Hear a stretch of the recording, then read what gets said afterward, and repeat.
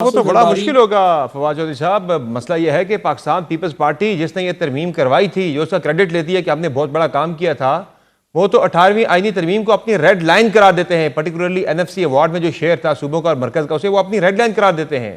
उसमें तरमीम करना पीपल्स पार्टी के बगैर तो बड़ा मुश्किल है, और पीपल्स पार्टी के जाहिर है वो हुकूमत की नहीं, एक अहम इत्तेहादी है, वो तो कभी नहीं करने देगी ये बिल्कुल आप ठीक कह रहे हैं। उसकी वजह ये है कि इतना पैसा उनके पास चला जाता है इस तरमीम के नतीजे में, वो क्यों करने देंगे। उन्होंने तो जो पैसा इस वक्त जो सिंध में जिस तरीके से एक जो है वो अंधेर नगरी और चौपट राजा वहां पे बैठे हैं, अंधेर नगरी और चौपट राज है वहां पे आपके सामने है कि आपने जो कराची जैसा जो बड़ा वहां पर जिसको एक्चुअली तो एक सूबा होना चाहिए, इतने बड़े शहर को फिर आपने तबाह बर्बाद कर दिया।